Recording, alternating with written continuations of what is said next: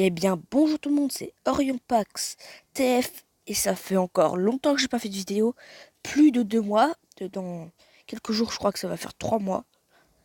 J'ai encore pas fait de vidéo, je suis de moins en moins actif en ce moment, mais hop là on va reprendre les vidéos si tout se passe bien. Donc aujourd'hui on parle de Lockdown, de Transformers Animated à le comics de IDW. Donc ce personnage a été inventé que très récemment, il y a à peu près 10 ans. C'est très récent pour un personnage Transformers. Lockdown a été créé dans la série Transformers Animated. Dans la série, c'est un chasseur de primes très très intéressant. Ce personnage intéressant et je sais pas pourquoi on l'associe souvent aux Decepticons. Enfin, si c'est compréhensible, vu que il s'associe souvent avec eux. Mais comme il le dit dans un épisode, c'est justement parce que les Decepticons payent mieux. Lockdown, avant d'être un chasseur de primes, voulait devenir... c'est un cybertronien, mais lui voulait devenir un cyber ninja. Alors, il ira la Ninja Corp, dirigée par Yokatron. Dès que la guerre civile éclatera, il partira de la Ninja Corp et voudra devenir chasseur de primes. Plus tard, il sera engagé par les Decepticons pour aller voler les protoformes se trouvant justement dans le bâtiment de la Ninja Corp.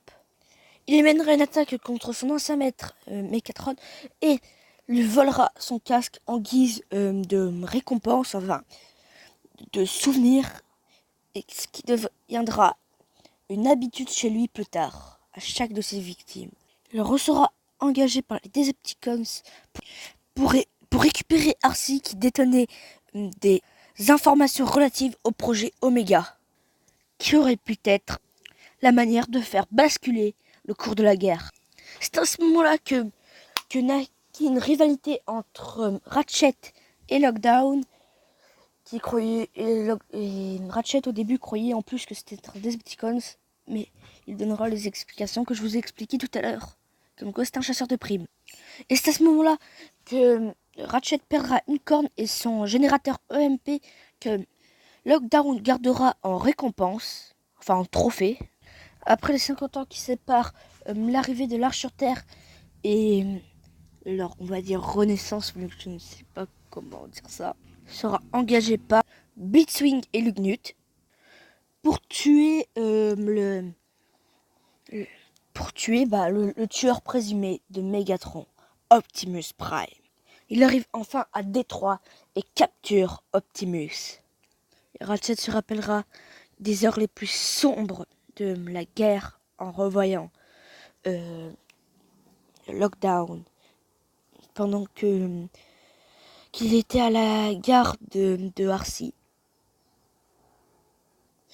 Et plus tard, Lockdown sera, on va dire, capturé par Ratchet. Et Ratchet libérera son chef. Lockdown s'échappera, ce sale fuyard.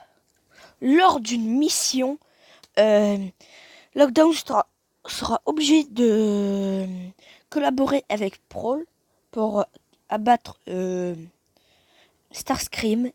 Prowl ne savait pas encore que c'était lui qui avait tué son chef. Enfin, plutôt son maître. Dans la saison 3, il sera engagé par ce connard de Sentinel Prime pour capturer certains des Decepticons en échange de matériel de la garde d'élite. Mon Dieu, Sentinel, mais qu'est-ce que t'es con. En plus, un Decepticon appelé Ramjet qui lui propose un meilleur prix s'il capture le second Ultra Magnus Sentinel Prime. Donc Sentinel Prime se fera avoir. Prowl intervient et donc commence un combat entre les deux cyber ninjas, mais Lockdown fera une défaite. Prowl a gagné. Ensuite, le personnage apparaîtra pour la première fois dans le Movie Universe, dans l'adaptation de Transformers 2 Revenge of the Fallen exclusivement sur DS. Et voici son mode véhicule avec une version un peu plus détaillée, avec une meilleure 3D. Et un jeu qui est sorti entre 2009 et 2000. Et entre Transformers Revenge of the Fallen et Dark of the Moon en 2010 sur un petit jeu de Lockdown, toujours avec l'assignation Revenge of the Fallen. Et donc, voilà, c'est sa deuxième impression dans le Movieverse. Ensuite, on a son adaptation dans Age of Extinction, qui est vraiment le meilleur personnage du Movieverse. Et même meilleur qu'Ironhide. Ça me fait mal de le dire, je sais pas pourquoi. Et certainement aussi le meilleur méchant du Movieverse. Celui-là a enfin des motivations intéressantes et tout. La seule chose que je peux pas me faire avec lui, c'est son design, je le trouve dégueulasse. Mais bon, il y a pas mal de personnages dans le Movieverse qui ont un design dégueulasse. Donc je préfère sa version d'origine. Et surtout, ils font comme tous les Decepticons là en fait. Ils l'ont mis presque entièrement en gris. Ça manque de vert. On a juste sur son casque. Et voilà. Par contre, c'est dommage, j'ai pas réussi à trouver d'image de son fusil. Mais son fusil qui sort de sa tête, ça aussi, je peux pas. Je peux pas. Je sais pas pourquoi je peux pas. Mais sinon, c'est vraiment le meilleur personnage du Movieverse. Et il tuera Ratchet de ses propres mains en référence à sa rivalité dans Transformers Animated. En plus, c'est très rare qu'un personnage du Movieverse apparaisse après. Alors que le personnage était tout récent, il avait, attends. Il avait que 6 ans. Le personnage n'avait que 6 ans quand le film est sorti. Et ça, c'est très rare dans le Movieverse de prendre de personnages aussi récents.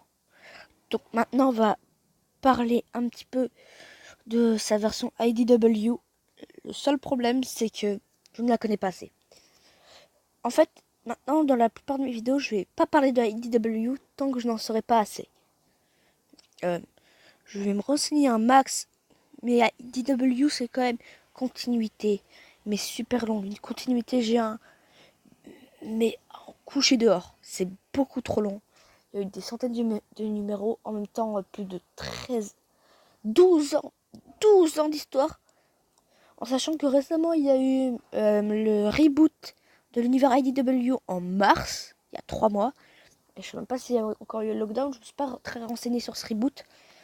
Et du coup, je me renseignerai beaucoup sur la continuité IDW. Ça risque de me prendre beaucoup de temps, peut-être des mois, peut-être même des années en fait.